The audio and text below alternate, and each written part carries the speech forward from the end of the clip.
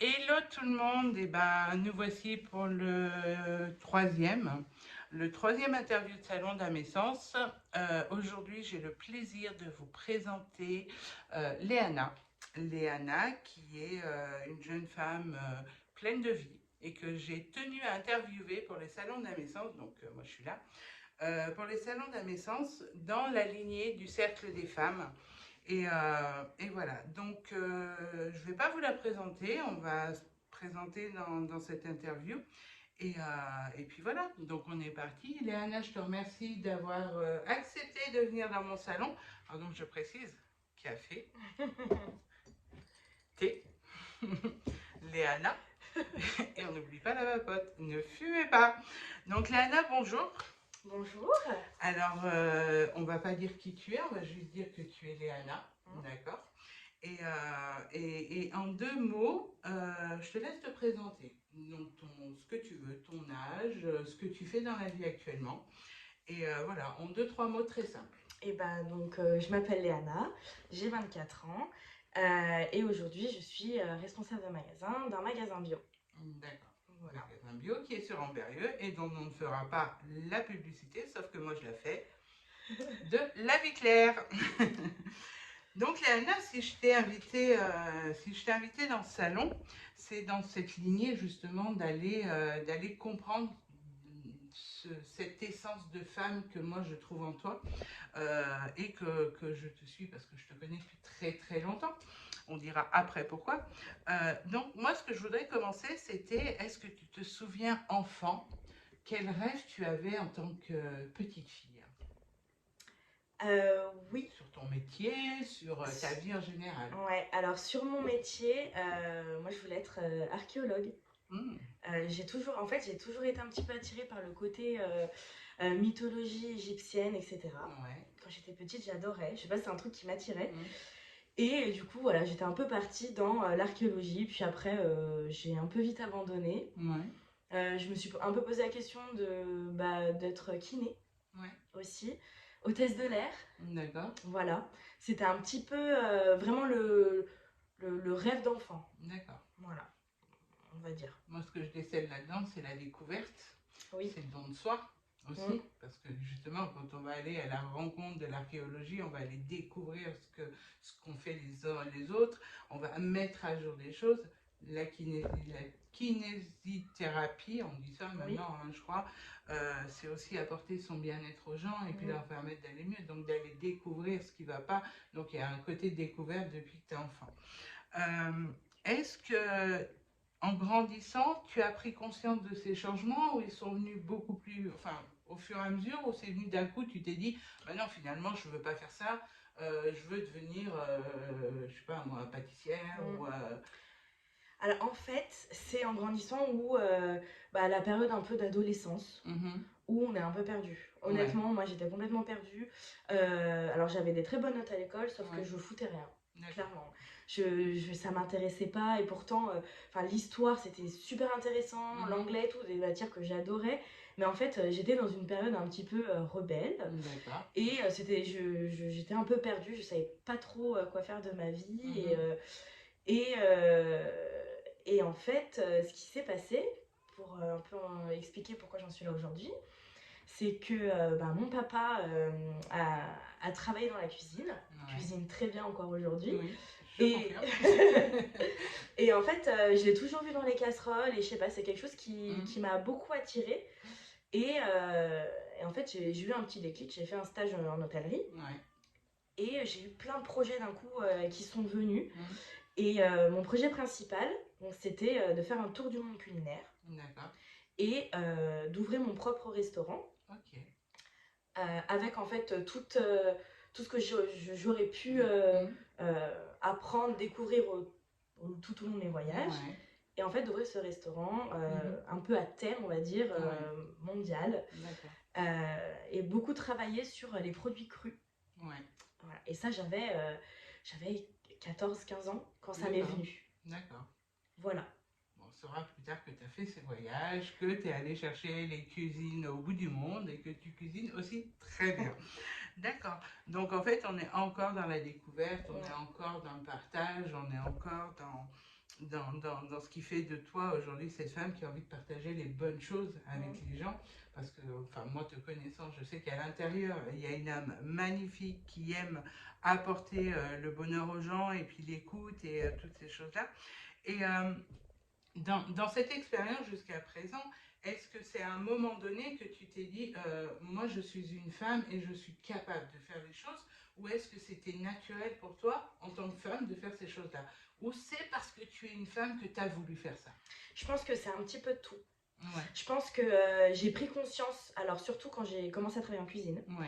ou quand on a 14-15 ans, qu'on bosse en cuisine avec majoritairement des hommes, qui ont une mentalité, on va dire, un peu brute de décoffrage. Je pense que déjà j'ai eu un petit déclic en me disant, mais en fait, je suis une pauvre merde, quoi, en tant que femme. On se fait traiter vraiment n'importe comment. Génial. Voilà. et en fait, j'ai dit, mais c'est juste pas possible. Et je voulais pas rester sur un échec. Donc j'ai continué. Et je me suis rendu compte que j'étais largement capable, en tant que femme, de faire ce que j'aime, même des fois dans des milieux un petit peu compliqués. Et de prouver en fait aux autres que une femme est légale. Même des fois un peu plus. Un peu plus, je dirais. Ouais. Ça, Voilà. c'est moi, on est plus que vous ne pensez. Mais exactement. Et en fait, et c'est un peu un tout. En grandissant, en faisant des voyages, en rencontrant du monde. Parce que malgré tout, j'ai travaillé dans pas mal d'endroits en France aussi, où il y a aussi des mentalités différentes. Mais j'ai pu croiser des personnes, des femmes, qui m'ont aussi beaucoup inspirée dans leur manière d'être, dans la manière de se battre en fait en tant que femme. Et ouais, non, je pense qu'il y a une petite part qui était innée, parce que j'ai toujours voulu faire le contraire de ce une fille doit avoir ses Barbies, ou voilà, j'en avais, c'est sûr, j'aimais ça. J'ai toujours été très coquette, mais je comprenais pas trop. J'aimais bien jouer à la Game Boy, j'aimais bien aller courir dehors, à la pêche avec papa. À la pêche avec papa, exactement. Voilà, même si j'avais ma sœur qui elle allait beaucoup plus souvent, mais j'aimais bien quand même m'immiscer, et j'avais envie d'ouvrir le champ des possibles, en fait, de dire que même une gamine de 9 ans peut aller pêcher du silure, ou Exactement. C'est ce que j'aime, en fait, et voilà, c'est ce que j'explique.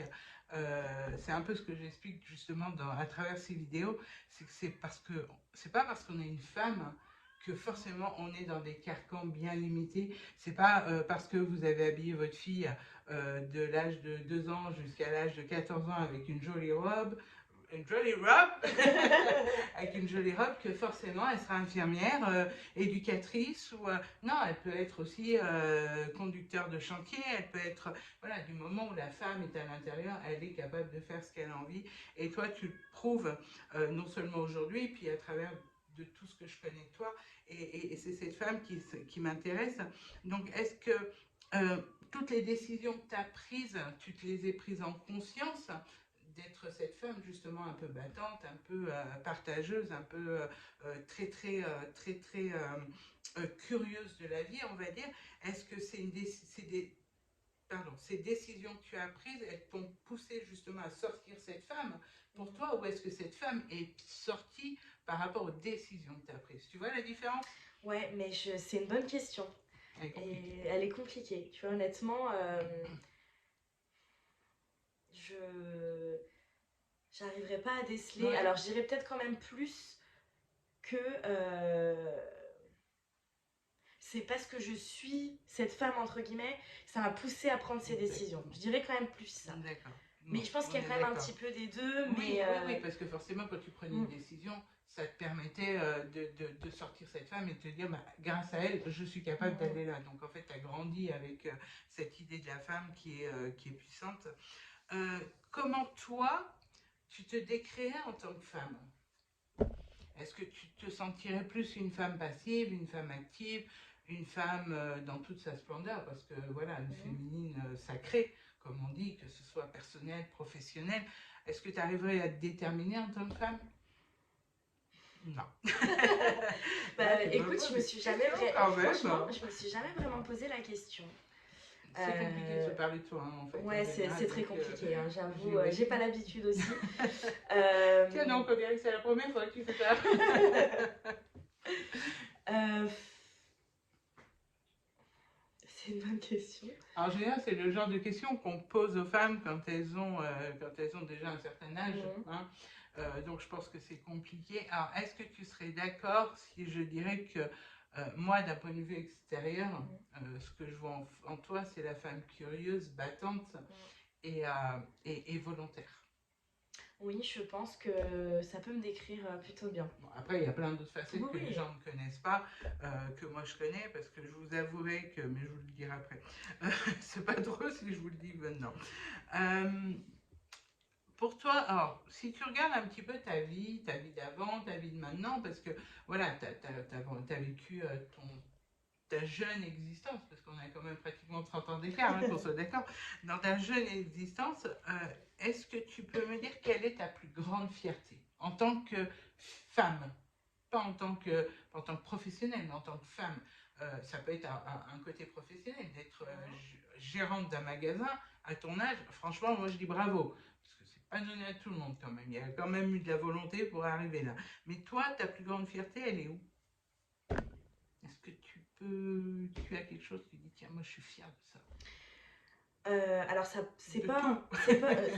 c'est pas, ça va pas être quelque chose de concret, de factuel. Ouais. Je pense que je suis fière de mon indépendance. Ah, merci. Parce que voilà, je suis en couple hein, Ouais. depuis 4 ans maintenant, mais au-delà de ça, je sais que seule, je, je peux m'en sentir Ouais. tout aussi bien. En fait, autant professionnellement parlant Mhm. que dans la vie plus perso, je pense que par rapport aux expériences passées, toutes confondues, Mm. aujourd'hui, ouais, je peux être fière de cette indépendance en Ouais. fait et de toujours aller au-delà et de me battre et de me dire bah ouais en fait enfin Ouais. je- C'est moi, je suis arrivée, moi, je non peux y mais arriver voilà. toute seule, mais bravo, mais un grand bravo. Parce qu'en fait, la femme, elle est là, et vous le savez, et toi, tu le sais aussi, c'est qu'en fait, le but, c'est de se dire que malgré le fait qu'on soit. Parce qu'il faut pas se leurrer, hein, on a beau être des femmes, on a beau être Oui, prominé, enfin, prenez, prôné, prenez. le féminin comme moi je le prône, il y a toujours ce côté extérieur où les gens vont te regarder et vont dire mais en fait t'es qu'une femme donc voilà reste à ta place. Et quand on rencontre des personnes comme toi qui sont capables de se dire je n'ai pas besoin des autres pour être ce que je suis, voilà c'est rare et franchement allez-y, vous aussi de votre côté, quand vous avez une idée, quand vous avez une envie, c'est pas parce que le regard des autres est différent ou les critiques sont différentes. Et toutes critiques sont bonnes à prendre, mais même les constructives et même les autres. Mais là, vous avez un bel exemple d'une jeune femme qui, malgré tout, ben, elle se déclare indépendante parce qu'elle sait donner les moyens, et tu t'es donné les moyens, on est d'accord, d'arriver là où tu es aujourd'hui. Et mon Dieu, t'as encore du chemin à parcourir, ma chérie. Non, en tout cas, voilà.